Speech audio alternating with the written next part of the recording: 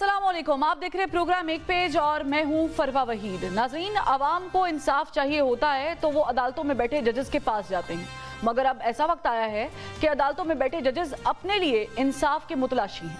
Islamabad high court के 6 मोतबर जजेस ने इंसाफ के मामले में मुदाखलत के हवाले से सुप्रीम जुडिशल काउंसिल को जो खत लिखा, वो चीफ जस्टिस ने पहले हुकूमत की तरफ मामला भेजा, फिर यक रुकनी कमीशन बना और उसके बाद सोमोटो लेना पड़ गया। सोमोटो लेने के बाद भी मामला मुश्किल हुआ तो चीफ जस्टिस ने हाई कोर्ट के जजेस और बार एसोसिएशन से तजावीज़ मांग ली और यूं अदलिया में मुदाखलत का केस रवा दवा है। मगर chief justice of Pakistan justice Qazi Faez Isa ने कल एक तकरीब से खिताब करते हुए कहा कि जब से वो चीफ जस्टिस बने हैं किसी ने मुदाखलत की शिकायत नहीं की। That since I've been Chief Justice, I have not received a single complaint from any High Court judge that there has been interference in their work. Now, if there is been interference in their work, it has not been reported to me. मगर situation ये है कि हम जिस मुल्क में रहते हैं उसका जस्टिस सिस्टम दुनिया में 130वें नंबर पर है। यहाँ सुप्रीम कोर्ट के जज दुनिया में हमारी अदलिया से मुताल्लिक डेटा पर तशवीश का इजहार करते दिखाई देते हैं। यहाँ अदालती इस्लाहात लाने के लिए ऑर्डिनेंस लाया जाता है और supreme court practice and procedure bill भी नाफिज करना पड़ते हैं। आम अदालतों के अलावा मिलिट्री कोर्ट्स भी वजूद में लाई जाती हैं और इंसदाद दहशतगर्दी की अदालतें भी अलहदा से काम कर रही हैं, मगर इसके बावजूद भी हम आलमी इंसाफ की फहरिस्त में 130वें नंबर पर हैं। यहाँ एक फोन कॉल पर फैसले भी लिए जाते हैं और फैसले बदलवाने के लिए वीडियोस के जरिए जजेस को ब्लैकमेल भी किया जाता है। यहाँ व्हाट्सएप पर जजेस के बेंच तश्कील दिए जाते हैं। चेमगोइयाँ ऐसी ही हैं और पनामा जैसी केसेस की तहकीकात के लिए बनाने जाने वाले बेंच की निगरानी पर आला अदलिया का जज बिठा दिया जाता है। यहाँ पीसीओ जजेस की रिवायत भी जन्म लेती है और यहाँ नजरिया ज़रूरत के तहत फैसले देने वाले जजेस भी बराजमान होते हैं। हमारे मुल्क में जुल्फ़िकार अली भुट्टो को फांसी दिए जाने के 45 साल बाद अदालतें बताती हैं कि उन्हें फ्री एंड फेयर ट्रायल का मौका नहीं दिया गया था और हमारे ही मुल्क में अदालतें परवेज मुशर्रफ को फांसी की सजा देती हैं और उसकी लाश लटकाने के फैसले तहरीर करती हैं, मगर अमल दरामद नहीं हो पाता। यहाँ एक हफ्ते में किसी शख्स पर सैकड़ों केसेस बना दिए जाते हैं। अदालती अहकामात हवा में उड़ाते हुए 3 MPO के तहत एक कोर्ट से जमानत मिलने के बाद दूसरी बार गिरफ्तार कर लिए जाने का मामला भी हमारे ही मुल्क में पेश आता है। हमारे ही मुल्क में ये मिसाल मिलती है कि इश्तिहारी और भगोड़ा मुजरिम मुल्क से बाहर बैठकर उबूरी जमानत हासिल करता है और पाकिस्तान आकर निहायत अहम वजारत का मनसब संभाल लेता है। यहाँ अपने बाप के कातिलों को सजा दिलवाने के लिए उम्मे रुबाब को नंगे पांव अदालतों के चक्कर काटना पड़ते हैं। माओ बहनों और मासूम बच्चों को अपने लापता वारसीन की तलाश के लिए अदालतों के बाहर धरना देना पड़ता है। जालिमों जाबरों से अपनी जमीन के कब्जे वापस लेने के लिए खुदकुशी भी करना पड़ती है। वडेरों और बदमाशों के डर से बेटी का रेप करने और उसे मारने वाले मुजरिमान से सुलह भी करनी पड़ जाती है। सवाल ये है कि हमारे मुल्क में इंसाफ की फराहमी जुए शीर लाने के मुतरादिफ आखिर क्यों है, और सबसे अहम सवाल यह है कि अदालती निज़ाम में इस्लाहात क्यों नहीं की जाती। हमें ज्वाइन किया है, हमारे साथ मौजूद है माहिर कानून एतजाज़ एहसन साहब। बहुत शुक्रिया एतजाज़ साहब, आपने वक्त निकाला। मुझे सर ये सबसे पहले ये बताइएगा कि आपकी नज़र से ये बयान गुजरा है चीफ जस्टिस ऑफ पाकिस्तान का कि उन्हें उनके दौर में कोई ऐसी शिकायत जो है वो मुदाखलत की नहीं मौसूल हुई, लेकिन हम देखते हैं कि जब ये शिकायत की रिवायत आई भी तब भी वो प्यूनी जज थे, तो टेक्निकली तो वो जज थे जब ये शिकायतें आई। हाँ, ये बात जो कि मेरी वॉच में मेरे होते हुए किसी ने किसी जज को धमकी नहीं दी, ये तो ऐसी कोई उजली किस्म की शफाफ बात नहीं है। हर कोई अपने ऊपर से जो इल्ज़ाम है या जो बोझ है वो उतारना चाहता है और दूसरे पे डालना चाहता है। ये कादी साहब को सूट नहीं करता था, क्योंकि मुझे आज अब देखें ना, लोग भी तो ये सोशल मीडिया का दौर है और फिर इसमें हर किस्म की बातें हुआ करती हैं और हर किस्म की ताबीरें निकाली तफसीरें निकाल ली जाती हैं। अब एक साहब का मुझे आज सुबह मिले तो मुझे कहने लगे और कि आपके चीफ जस्टिस साहब कहते हैं कि जी मेरी होते हुए किसी जज को कोई पैगाम नहीं गया। और मैंने कहा कि बिल्कुल उन्होंने बजा कहा है। कहने लगा लेकिन वो उनके होते हुए किसी और जज को पैगाम भेजने की साइयों को ज़रूरत ही नहीं है। अब ये देखें ना किस तरह बातों से बातें निकलती हैं। बेस्ट होता है कि आप अपना काम से काम करें और इस वक्त जो आपकी ज़िम्मेदारी है वो उनसे ज़्यादा है जिनके होते हुए किसी जज को धमकी दी गई होगी। उससे ज़्यादा है ये आपकी ज़िम्मेदारी कि आप जिस जज के को धमकी दी गई है उसको चाहे अब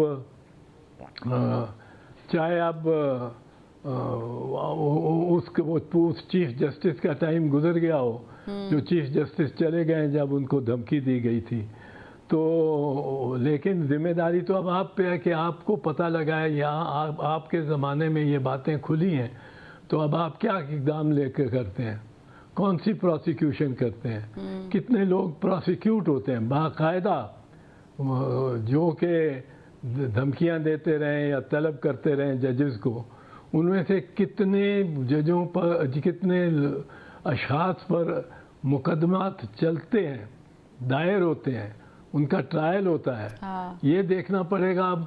अब ये कि ये पहली किसी और के अहद में हुआ है, दौर में हुआ है, मेरे दौर में नहीं हुआ, तो मैं आप बरी ज़िम्मा तो नहीं हो सकते, आपको ही कुछ करना पड़ेगा। सही, लेकिन जिस तरीके से ये केस चल रहा है, जैसे यकरुकनी कमीशन बना, वो टूटा, फिर सू मोटो बेंच टूटा, दोबारा बना, आपको इसकी रफ्तार से क्या अंदाज़ा हो रहा है एतजाज़ साहब कि ये कहाँ तक पहुँचेगा और कब तक पहुँचेगा? ये कुछ वक्त तो लेगा, पर ज़्यादा नहीं लेना चाहिए, क्योंकि इसको टॉप प्रायोरिटी पे रखना चाहिए चीफ जस्टिस साहब को, क्योंकि इस वक्त तो सबसे ज़्यादा अहम और परेशान कुन केस यही है कि 8 जज एक हाई कोर्ट के Exactly. वो एक बड़े खसूसियत से बड़ी डायरेक्टली बराह रास्त चंद अफराद पे जो या नाम लिया हुआ है या आइडेंटिफाई किया शनाख्त जिनकी हो सकती है उसी तहरीर में से उन पे इल्ज़ाम लगाते हैं संगीन तरीन कि उन्होंने अदालतों को जाके उनकी मर्ज़ी के फैसले करवाने की कोशिश की। ये किसी को इख्तियार नहीं है। ये चीफ जस्टिस साहब ने आज भी बड़ा बरमला कहा है, और मंसूर अली शाह साहब की एक तकरीर में सुन रहा था, उन्होंने भी बहुत बरमला कहा है। और ये बहुत ही खुशाइंद है कि कोर्ट्स, अदालतें और ख़ासकर अदालतें उज़्मा इस मूड में है और इस एतमाद में है। और मैं तो ये कहता हूँ जजेस को के लिए एक लिहाज से हाँ। वैसे बड़ा मुश्किल काम है, पर एक लिहाज से बड़ा सिंपल काम है। वो क्या? जो मैं उमर बंदयाल साहब को भी आजकल 1-2 दिन दफ़ा कहा है जब से वो हटे हैं, मैंने कहा देखें आपका काम कुछ भी नहीं था। एक तरह से देखा जाए आपका काम सिर्फ ये था कि आप ये मिलिट्री कोर्ट्स मिसाल के तौर पे लें, इनको डीलेजिटिमाइज कर दें, आप डीलेजिटिमाइज कर दें। बस आपने ये एक स्टेटमेंट देनी है, एक जजमेंट देनी है कि ये इन वजह से ये लेजिटिमेट नहीं है। अगर आप इनको डीलेजिटिमाइज कर देते हैं तो ये नहीं लग ही नहीं सकती। हाँ। कोई नहीं बिठा सकता अदालतें इन पे सिविलियंस को ट्राई करने के लिए। हाँ। आपने किसी कर्नल को जाके या उठा के कुर्सी से बाहर नहीं फेंकना कि आप मेरे फैसले के क्यों खिलाफ बैठे हुए। आपने सिर्फ डीलेजिटिमाइज कर देना है, उसके बाद वो सारा सिस्टम हमारा ऐसा है कि उसको डीलेजिटिमाइज कर देगा।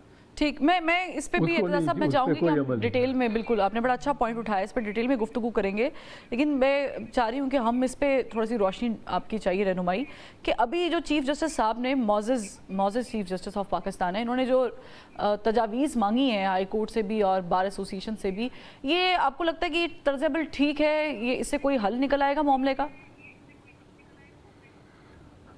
निकलना तो चाहिए, तर्ज अमल तो ठीक है। नहीं, आपको आखिरकार हमारे एक मुल्क बड़े में जो वकील इंसाफ की हालत है वो हल निकलता हुआ नजर आता है एतज़ा साहब?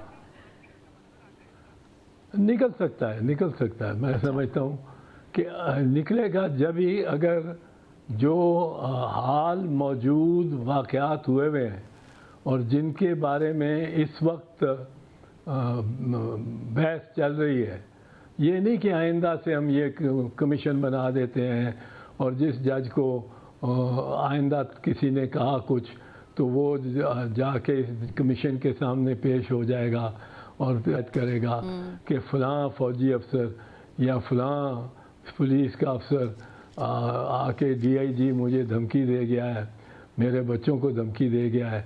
ये आइंदा पे नहीं, जो इस वक्त हाल मौजूद है उन पे उनके ट्रायल का करें और फिर आइंदा का भी करें।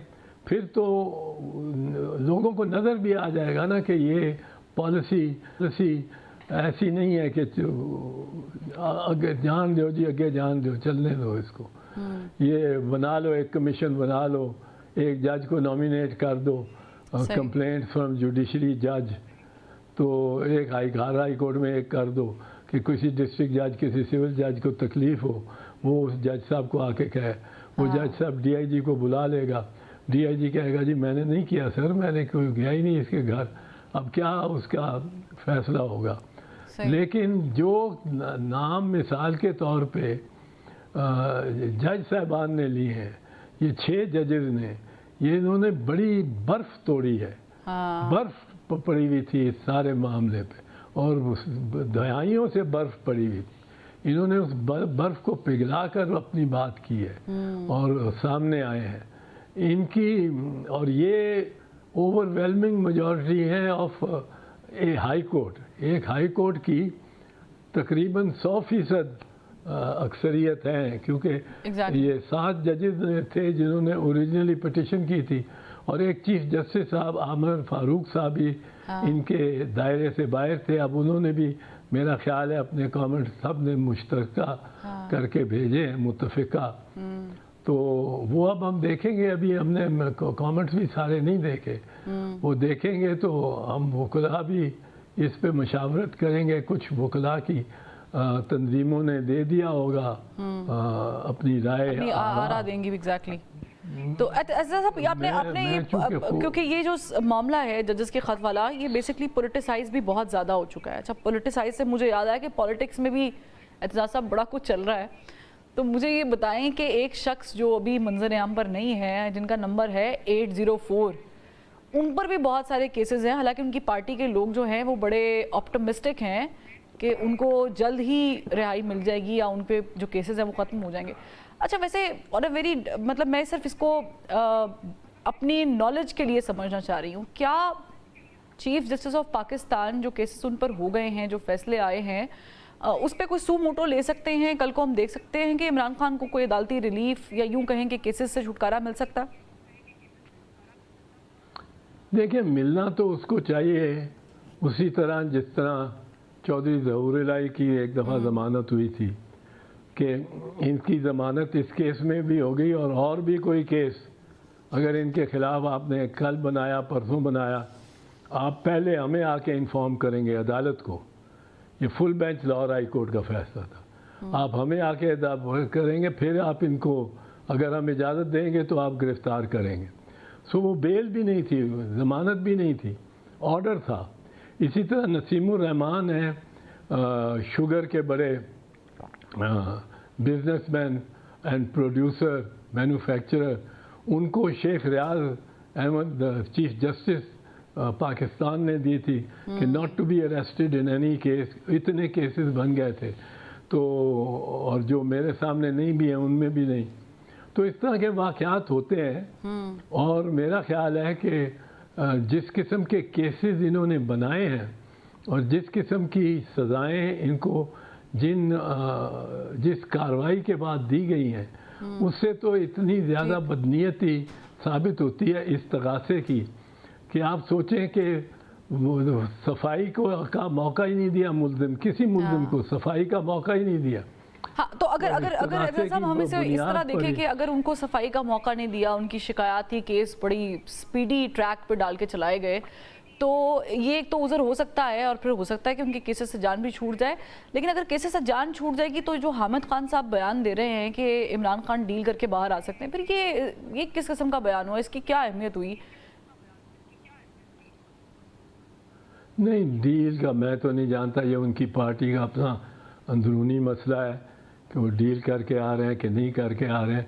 मुझे ये पता है बतौर वकील के जो केसेस उसके इमरान खान के ख़िलाफ़ बनाए गए हैं, अभी तक जो मंजर आम पे आए हैं, अब इन्होंने छुपा रखे हों बहुत सारे, वो ये तो करते ही है ना कि बंदा 7वीं मरतबा ज़मानत लेके बाहर निकलता है तो 8वीं मरतबा उसको गिरफ़्तार कर लेते हैं, वो 9वीं मरतबा निकलता है तो 10वीं मरतबा गिरफ़्तार कर लेते हैं। ये अब किसी हाई कोर्ट ने गालिबन सिंध हाई कोर्ट या लाहौर हाई कोर्ट के किसी जज साहब ने ये हुक्म दिया है कि सब केसेस में समझा जाएगा कि आप को इनको इल्म है और आपको इल्म है, और आपने अगर अपोज करना है तो आप एक केस में ही नहीं सब केसेस में ही करेंगे, और ये नहीं आप कर सकते कि एक में बेल हो तो दूसरा खड़ा कर दें, सारे इकट्ठे बताएं हमें, तो वो उससे कुछ रिलीफ मिलेगी। पर जो केसेस किए हैं ये साइबर जो कि सिफर है, ये जो तोशा खाना है, जो कि जिसमें हैरत अंगेज़ बात यह है कि ना सिर्फ मुल्ज़िमों का कोई मौक़िफ़ नहीं लिया गया, उस केस में फरवा जो 4000 साल के कवानीन की तारीख़ में मैंने नहीं सुना कहीं रोमन एम्पायर के ने भी किसी ने एम्परर ने भी किया हो, हुक्म दिया हो कि इस तगासे के वकला को कहा कि आप जिरा करें अपने गवाहों पे बतौर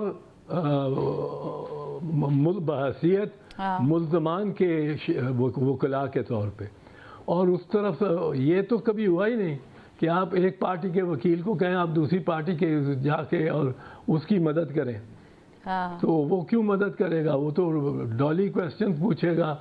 और ये तो ऐसे जज साहिबान को तो खुद ट्राई होना चाहिए, इन पे केस चलना चाहिए फॉर मिसकॉन्डक्ट। ये तीनों जजेस जिन्होंने इमरान खान को देखें, आप देखें, ये मुमकिन है कि आप इस दगासे की बात सुने, उसके बाद सेक्शन 200 तो फिर तो एतजाज़ साहब एक नया पंडोरा बॉक्स खुल जाएगा।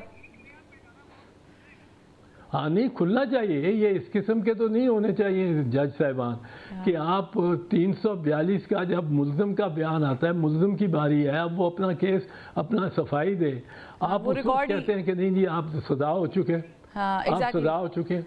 T20 में एक टीम खेल ले अपनी साइड, वो 35 करके 12 ओवरों में आउट हो जाए, दूसरी टीम अभी पहन रहे हो ओपनर और वो कहें कि जी सीटी मार के कहें मैच ओवर, जो पहली टीम थी जिसने 35 रन सिर्फ किए हैं 12 ओवरों में, वो जीत गई है। ये तो इस तरह के फैसले हैं। एग्जैक्टली, मतलब बुनियादें तो बहुत सारी हैं एतजाज़ साहब के, जिस पे आपने बिल्कुल आपने राइटली पॉइंट आउट किया उस चीज़ को। लेकिन मैं थोड़ा सा पॉलिटिकल एक और क्वेश्चन भी आपसे पूछना चाह रही हूँ, वक्त की किल्लत है। मुझे बताइए कि जो डील वाला, आपको वैसे आपकी पर्सनल राय जानना चाह रही हूँ कि आपको लगता है कि एक दफ़ा फिर हम मुल्क में NRO देखेंगे, कोई डील देखेंगे किसी के बाहर आने के लिए, कि ये अवामी जोर जो है वो काम आ जाएगा इमरान खान के? ये कुछ नहीं कहा जा सकता।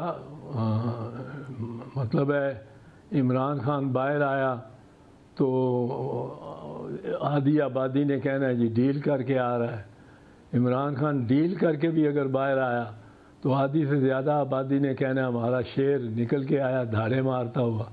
हमारी कौम ऐसी बट गई है जिसमें इस वक्त यकीनन इमरान खान के हामी ज़्यादा हैं, ये तस्लीम करना पड़ता है। उनको रोकने के लिए आपने उनके बल्ले का निशान ले लिया, आपने उनके साथ उनके उम्मीदवारों को अगवा किया, आपने बहुत कुछ किया, हद ही कर दिया आपने, और दिन दिहाड़े की कभी इतनी दिन दिहाड़े इस तरह की नहीं हुई थी धांधली हर दफ़ा होती थी, पर इतनी दिन दिहाड़े की नहीं होती थी। और फॉर्म 47 पे ही आपने इक्तफा किया। हाँ। अभी मैं एक देख रहा था, मैं 2-4 दिन में करूँगा उसको फिर से रिवाइव। 1913 की इलेक्शन जो थी, 2013 की, हाँ। उसमें मेरी बीवी इलेक्शन लड़ी थी और उसने कोई 6-7 हज़ार वोट सारे हासिल किए थे, जबकि हमारे वहाँ बहुत वोट हैं और पीपल्स पार्टी के भी हैं। तो वो आज मैंने उस पर एक किताब लिखी थी कि ये किस तरह रॉब किया गया इलेक्शन, सिर्फ एक हल्के पे। उसमें यही था कि फॉर्म 47, उस वक्त फॉर्म 16 होता था ये। बस वो चाहिए आपको, वो चाहिए, वो आप लहरा दें, चाहे वो सच्चा है झूठा है। आपके टोटल वोट फॉर्म 45 के तहत लेटर से 20,000 निकलते हैं, लेकिन आप उसको फॉर्म 47 में दिखाते हैं 1.5 लाख। ये जो एहतजाज साहब आपने बात की है, इससे तो मुझे लग रहा है कि वो जो ज़िमनी इंतखाबात है, वैसे वो भी बड़े मुतनाज़े हुए हैं, बाई इलेक्शंस, उस पर भी शायद इसी तरह की कोई कार्रवाई की बात की जा रही है। लेकिन बहुत शुक्रिया बैरिस्टर एतजाज अहसन साहब, आपने वक्त निकाला। नाज़रीन, यहाँ पर एक ब्रेक लेंगे, ब्रेक से फिर वापस आते हैं।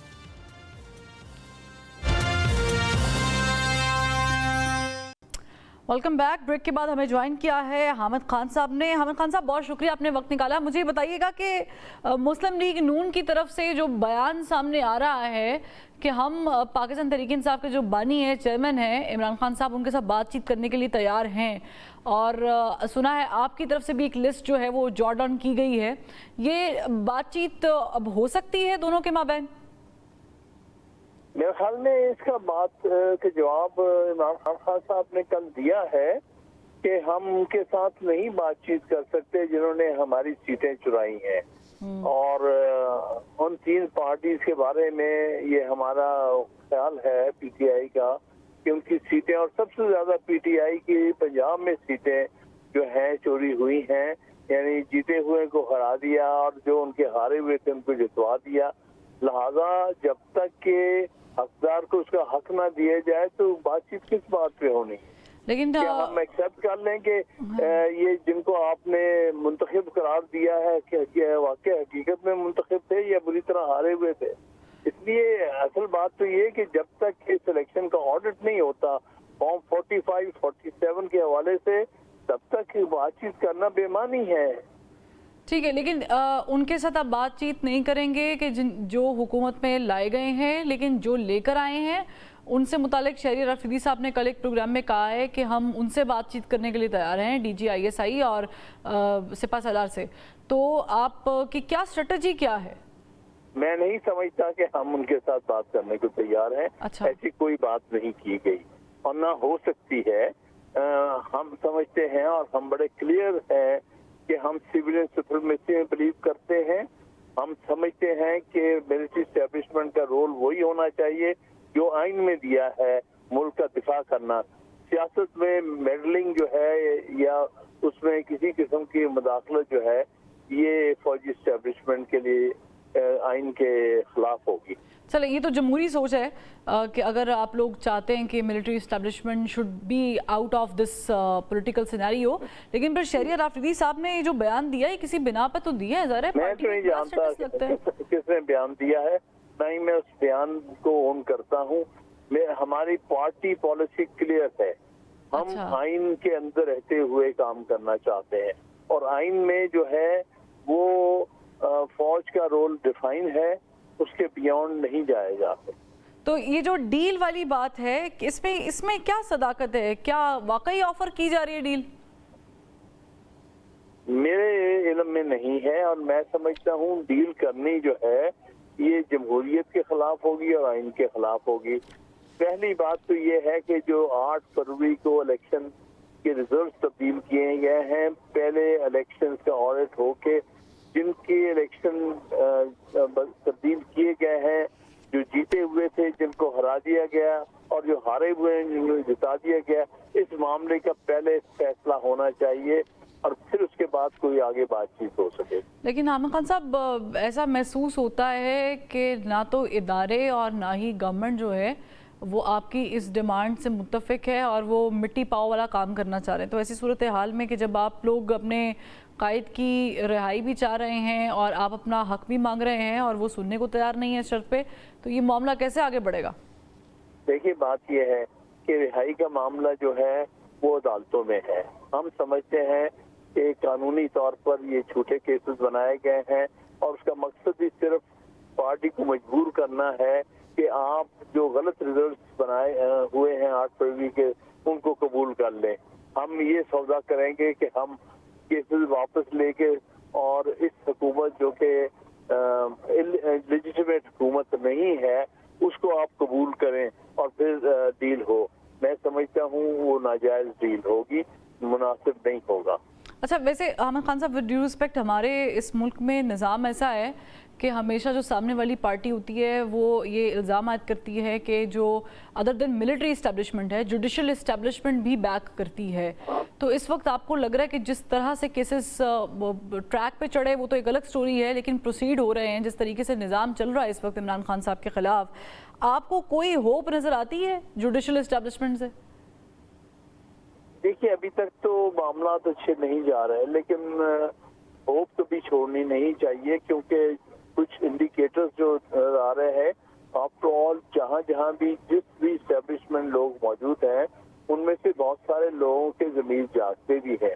तो इसलिए मैं समझता हूँ कि ये एक दफ़ा फैसला होना चाहिए इस मुल्क में कि आप जाली जमहूरियत से चल नहीं सकते।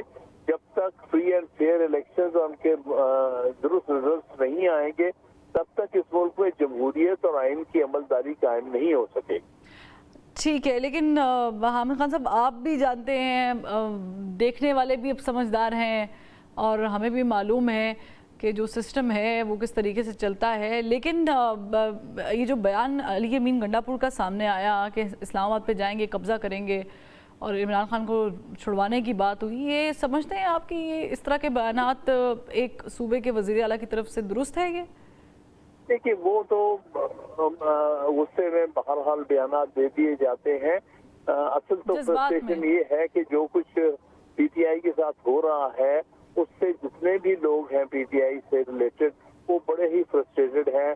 जिस तरह हमसे सीटें जो हैं हमारी रिजर्व सीट्स हैं इनके तहत वो पंजाब में और केपी में छीनी गई हैं, सिंध में भी, तो जाहिर है इस किस्म की बातें गुस्से में या रिस्पॉन्स में हो जाती हैं।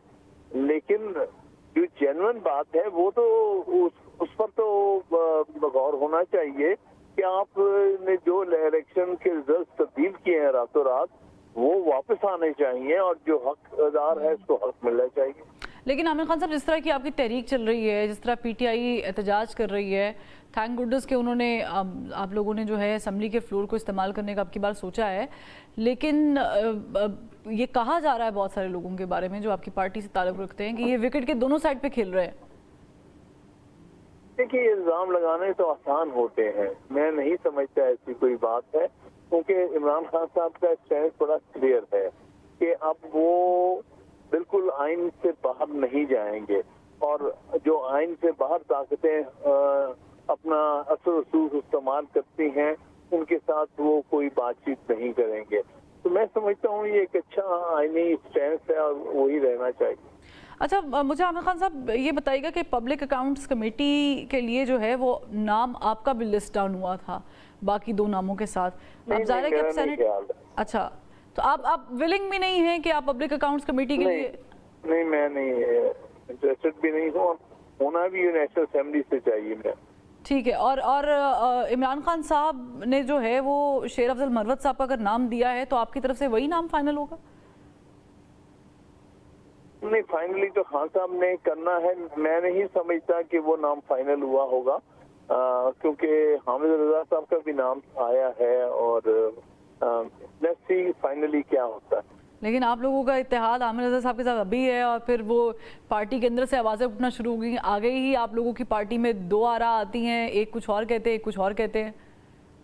देखिए, हर जगह आरा होती है, हर पार्टी के अंदर मामलात पर इख्तलाफात भी होते हैं, तो वो कोई इतनी बड़ी बात नहीं, असूली इख्तलाफात होते हैं और अपनी अपनी सोच होती है।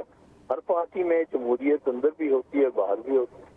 अच्छा, आपकी पार्टी का अभी भी मौक़िफ़ है, ये बयानिया है कि इस्टेब्लिशमेंट की इमा पर जो है वो तहरीक इंसाफ की गवर्नमेंट गई थी? यानी आपने क्या कहा कि एस्टेब्लिशमेंट की इमा पर, यानी मैं बाजवा साहब का नाम नहीं लेना चाहती, लेकिन जाहिर है इसमें तो कोई दो आ रहा ही नहीं है, बल्कि इसको तो वो जो उस वक्त कैरेक्टर्स थे सारा कुछ करने वाले वो भी मान गए लेकिन हैं। सर वो तो एक शादी की तकरीब में मुजीबुर रहमान शामी साहब हमारे बड़े सीनियर हैं, उनसे मुलाकात हुई, मोहम्मद मालिक साहब से हुई, तो कस्में उठा रहे थे पता नहीं किस किस चीज़ की कि मैंने ना नवाज शरीफ को भेजा है मुल्क से बाहर और ना मैंने गवर्नमेंट भेजी है इनकी। नहीं, मैं देखे ना, वो बाद में जो लोग कस्में खाते हैं जब इक़्तिदार से बाहर होते हैं, लेकिन जब इक़्तिदार में जो कुछ करते हैं, ये हमारी 70 साल की तारीख ये है। जो कुछ एस्टेब्लिशमेंट ने पिछले 70 साल में किया है इस मुल्क की सियासत के सामने किसी ढका छुपा नहीं है।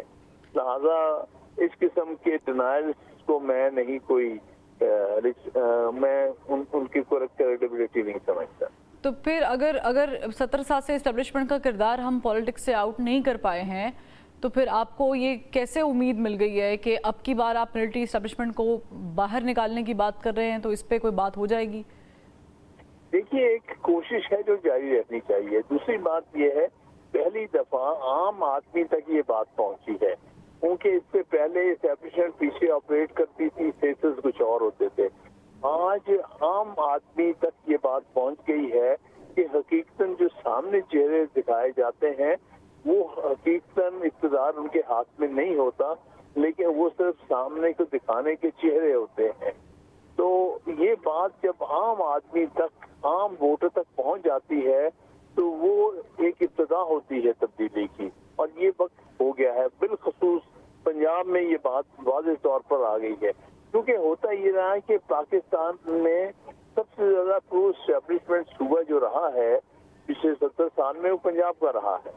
पहली दफा पंजाब के अंदर ये फीलिंग्स पैदा होनी शुरू हुई हैं बड़ी इंटेंसिटी के साथ कि ये एस्टेब्लिशमेंट का रोल पाकिस्तान की सियासत में नहीं ठीक रहा, नहीं मुस्बत रहा। आमिर खान साहब, इसके लिए तो बड़ा बेहतरीन तरीका ये है कि जो भी पार्टीज, पॉलिटिकल पार्टीज इक़्तिदार में हैं या इक़्तिदार से बाहर है, उनके साथ बैठ के एक टेबल टॉक कर ली जाए, ताकि सामने वाले को भी मैसेज मिल जाए कि हम अपने मसले खुद हल कर सकते हैं। अगर वो इक़्तिदार के चक्कर में ना हो तो फिर तो बात हो सकती है, लेकिन जो उनके जरिए इक़्तिदार लेते हैं और नाजायज इक़्तिदार लेते हैं, हारे हुए लोग जो है अपने आप को जीते हुए कहते हैं, उनके बलबूते पर उनसे क्या बात हो सकती है। इसलिए पहले तो बात यह है कि आप असूलों पर कॉम्प्रोमाइज करना चाहते हैं तो आप इक़्तिदार को एक तरफ करें और बात करें। नहीं, लेकिन कॉम्प्रोमाइज तो अगर वो आपसे बात करने के लिए बात कर रहे हैं या वो मीडिया पर आकर ये बात बार बार दोहरा रहे हैं कि हम तैयार हैं, तो फिर डैमेज तो उनके भी उस बयानिए को हुआ है जो 9 मई के बाद मुस्लिम लीग नून ने बनाया है आपके खिलाफ। तो डैमेज तो अगर आपको हो रहा है तो फिर उनको भी तो बराबर का हुआ ना। उनको हुआ है, लेकिन एहसास नजर नहीं आ रहा है। वो उन्होंने अपने असूलों के साथ एक समझौता करके ये कहा कि इक़्तिदार हमने लेना है, चाहे बेबुनियाद हो, चाहे बगैर सीटें जीतने के हो। तो इसलिए जब तक आप बात को वहां पर नहीं लाते जहां पर लाना चाहिए, और जहां से ये नजर आता हो कि आप सही माने में मुल्क के अंदर सियासत का जो रुख है वो दुरुस्त करना चाहते हैं, आइन के मुताबिक करना चाहते हैं, तो फिर तब तक बातचीत कैसे हो सकेगी। डील हो नहीं रही बल्कि चल रही है डील, और वो -1 यानी माइनस इमरान फॉर्मूले पे डील हो रही है। ये इसमें कोई सदाकत है? मैं नहीं समझता, बगैर इमरान के कोई डील मुमकिन ही नहीं है। बाकी पार्टी जो है वो, और या कोई और पार्टी लीडर जो है वो इस हैसियत में नहीं है कि वो कोई बात कर सके। तो इमरान खान साहब ही पाकिस्तान तहरीक इंसाफ है, और जो वही करेंगे वही तहरीक इंसाफ करेंगे। आप लोगों को क्या उम्मीद है इस सिस्टम से, इस पॉलिटिकल सिस्टम से, इस जुडिशल सिस्टम से, कि जो चीज़ें चल रही हैं वो अगले महीने, इस साल, नेक्स्ट ईयर इमरान खान के या पीटीआई के हक में हो सकती हैं? देखिए, तारीख के में बड़े हवाले हैं।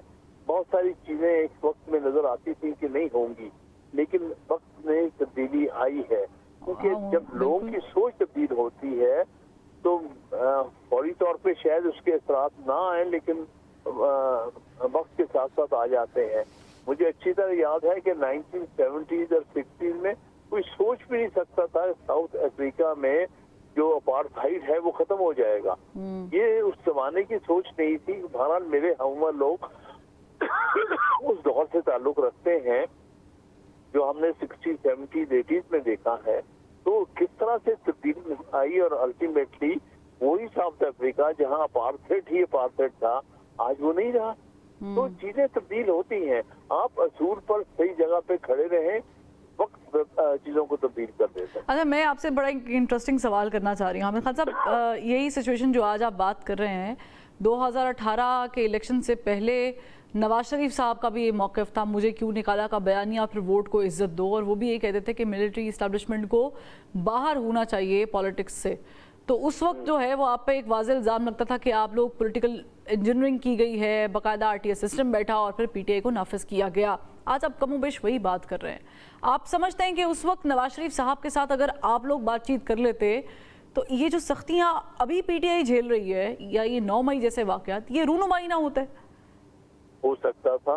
मैं समझता हूँ कि उस वक्त एक गलती थी और जिसका खमियाजा भुगता जा रहा है, क्योंकि ये पहली दफा नहीं हो रहा। ये बारहा पार्टीज में देखा है कि जो कुछ उनके साथ हुआ है, दूसरी पार्टी के साथ मिलकर एस्टेब्लिशमेंट ने वो कुछ किया, फिर उनके साथ भी वही कुछ हुआ।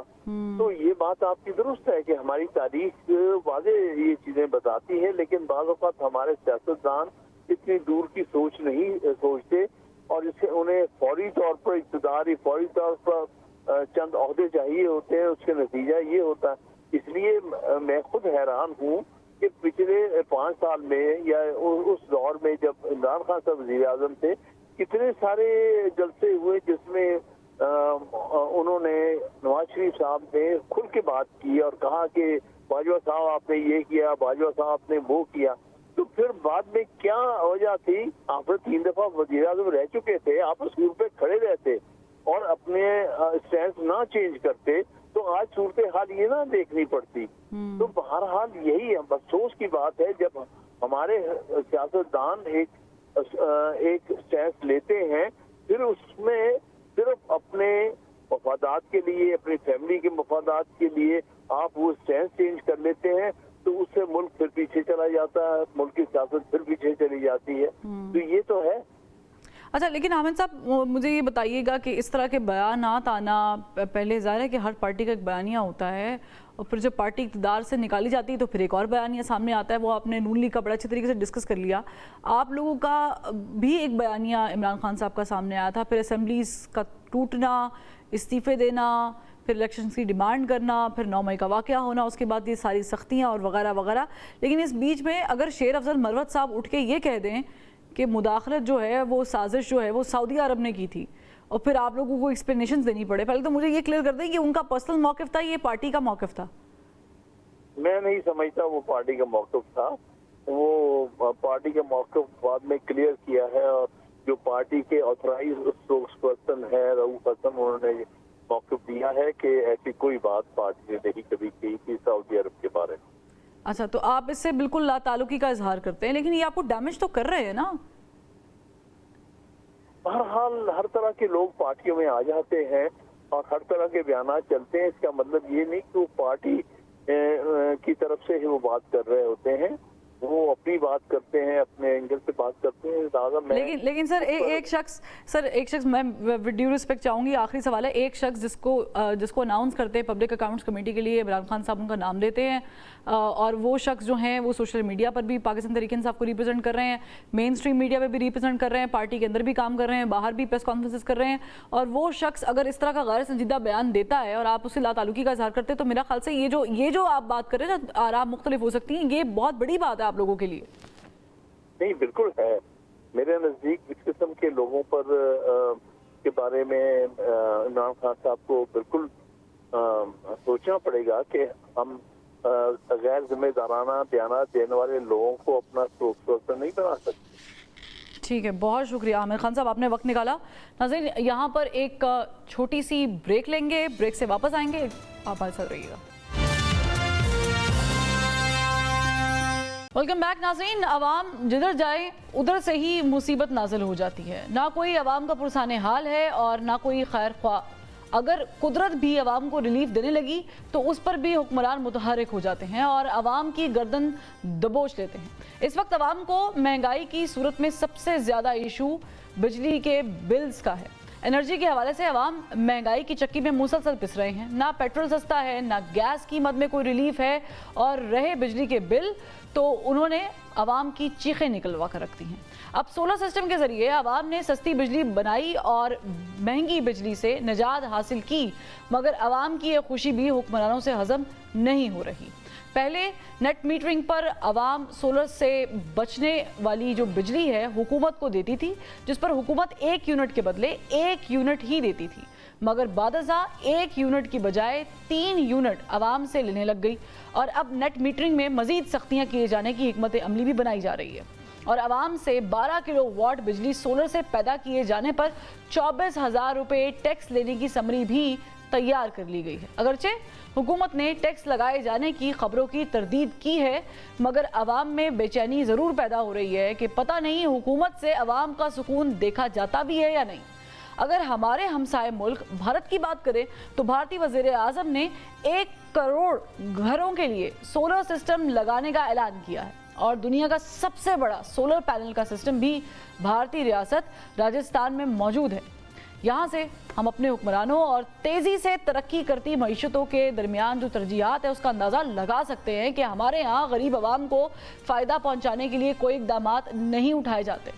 अब सवाल ये है कि सोलर सिस्टम को इंडोर्स करने वाली हुकूमत उस पर टैक्स लगाकर और नेट मीटरिंग में सख्ती करके और टैक्स लगाने का फैसला करके क्या सोलर सिस्टम की हौसला शिकनी कर रही है?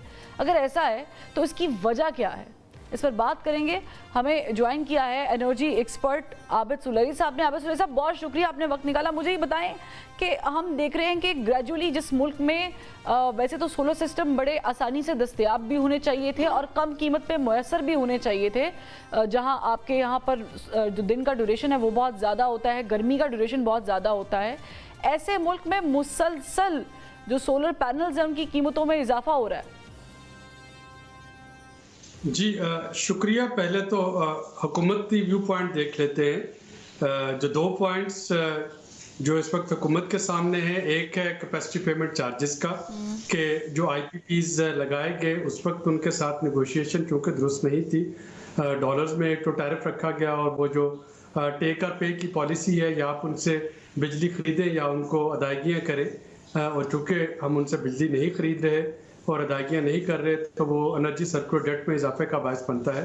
तो एक तो हुकूमत के जो है सरदर्दी वो ये है कि जितनी ज़्यादा ऑफ ग्रिड कंजम्पशन होगी बिजली की उतना ही ज़्यादा कैपेसिटी पेमेंट चार्जेस बढ़ेंगे। और दूसरा, जब ये कैपेसिटी पेमेंट चार्जेस बढ़ेंगे तो उनको कहीं ना कहीं पे तो पार्क होना है। तो ये फिर उन कंज्यूमर्स पे शिफ्ट हो रहे हैं जो हर महीने आपने देखते हैं कि बिजली का बिल जो बढ़ रहा है, जो कि सोलर पैनल नहीं लगा सकते और स्पेशली छोटे घर यहाँ पे के कवर्ड एरिया ही इतना नहीं या उनके पास इतनी सख्त नहीं कि वो सोलर पे शिफ्ट हो सके।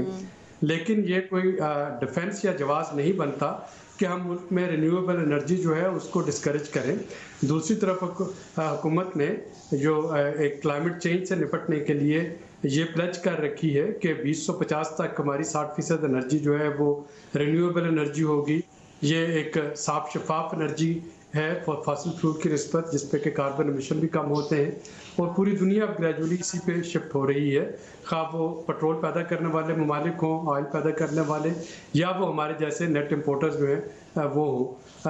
अब जो मेरा ख्याल है जो प्रपोजल जो इस वक्त अंडर डिस्कशन है, गो के एनर्जी मिनिस्ट्री आने वाले दिनों में ज़्यादा बेहतर बता सकती है कि अब 5 यूनिट लेके 1 यूनिट जो है वो दिया जाएगा।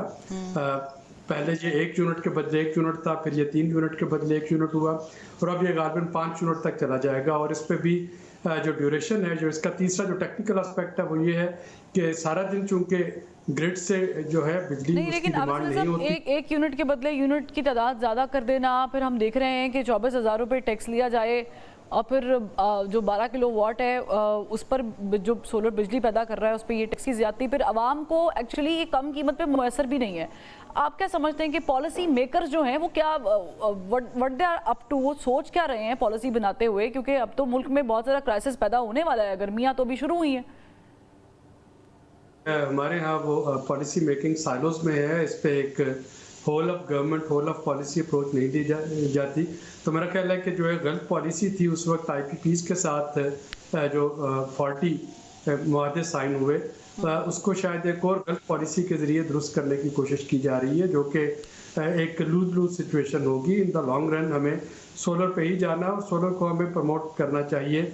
इसका कोई और हल निकाला जा सकता है कि हम किस तरीके से जो लोग बिजली का बिल जो है वो ज़्यादा नहीं दे पा रहे, उसके इंसुलेशन कैसे करनी है, उनको जो है प्रोटेक्शन कैसे देनी है, उसका कुछ सोल्यूशन निकाला जा सकता है। लेकिन कोई भी ऐसी पॉलिसी जो कि डिस्करेज करे सोलर एनर्जी को पाकिस्तान में, वो in the medium to long term climate change के कॉन्टेक्स्ट में पाकिस्तान के लिए काफ़ी वो ख़तरनाक होगी। और ये एग्जैक्टली वही चीज़ हम कर रहे हैं जिसमें पूरे मुल्क को पहले हमने CNG गाड़ियों पे लगा दिया।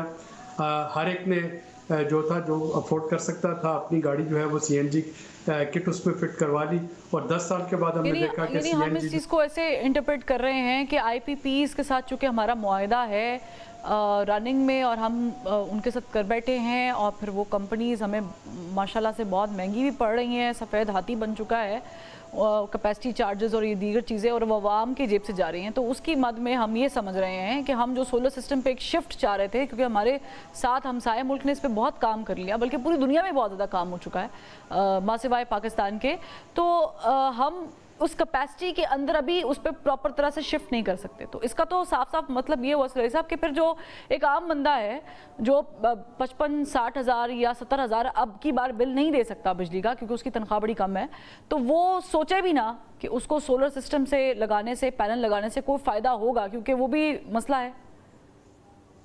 बाज़ाहिर ऐसे लग रहा जो जैसे कि मैं पहले कहा कि एक फॉल्टी पॉलिसी है, इसकी एक टेक्निकल रीज़न भी है पैसों के अलावा। वो टेक्निकल रीज़न ये है कि वो ग्रिड यहाँ पे कि बहुत ज़्यादा सोलर पैनल लगे हैं, सारा दिन तो वहाँ से इलेक्ट्रिसिटी की डिमांड नहीं होती, बल्कि वहाँ पे बिजली जारी होती है। रात को जब सूरज नहीं होता तो एकदम से झटका लगता है और फिर वो बिजली की डिमांड बढ़ जाती है। तो उसके टेक्निकल सोल्यूशन जो है वो ढूंढने की ज़रूरत है, ना कि सोलर सिस्टम को और सोलर एनर्जी को डिस्करेज किया जाए। तो हुकूमत की जो 2-3 जो हैं इस वक्त जो compulsions, one is mindful of it, और समझ में आती है कि वो क्यों ऐसा चाह रहे हैं, लेकिन ऐसा करना जो है मेरा ख्याल है कि वो एक और गलत फैसला होगा, और 2 गलत फैसले मिलके कभी भी एक दुरुस्त फैसला नहीं बन सकते। अच्छा, मुझे एक छोटा सा सवाल का जवाब दीजिएगा, फिर इजाज़त चाहूँगी। मुझे ये बताने या समझाएं मुझे कि क्या हम ये जो सोलर पैनल्स हैं ये हम 100% इम्पोर्ट ही कर रहे हैं? क्या पाकिस्तान में इसकी प्रोडक्शन एक वास्ट लेवल पे नहीं हो रही है? अब इसका शुरू हो गया है, और ऑलरेडी एक साइनो एनर्जी कंपनी है जिन्होंने के SIFC के अंडर इन्वेस्टमेंट की है, और कराची में सोलर पैनल बनने शुरू हो गए हैं। हाँ। तो अभी तक इम्पोर्ट ही हो रहे थे, लेकिन अब ये पाकिस्तान में बनने भी शुरू हो गए हैं। ठीक, बहुत और ये वाली जो पॉलिसी है ये हमारे इन्वेस्टर को भी डिस्करेज करेगी जो कि पाकिस्तान में सोलर एनर्जी में इन्वेस्ट करना चाह रहे हैं। बहुत शुक्रिया आबिद सुरैश साहब। ये इतना संजीदा मामला है कि जिस बिजली को आप इस्तेमाल करते हैं वो एक्चुअली आप शमसी एनर्जी से, सूरज की शुआओं से आप बना सकते हैं, और उसके लिए सिर्फ आपको हिम्मत करनी है, नेक नियति करनी है, और एक अच्छी पॉलिसी की ज़रूरत है। लेकिन हम चूँकि पाकिस्तान में रहते हैं, यहाँ पर पॉलिसीज़ हर मिनट में चेंज होती हैं, उसका फ़ायदा आवाम को नहीं होता, उसका फ़ायदा मंजूर नज़र को होता है, और वही हम रिवायत जो अब तक चलते हुए देख रहे हैं। नाज़रीन, आज के प्रोग्राम से इजाज़त दीजिए, अल्लाह हाफ़िज़।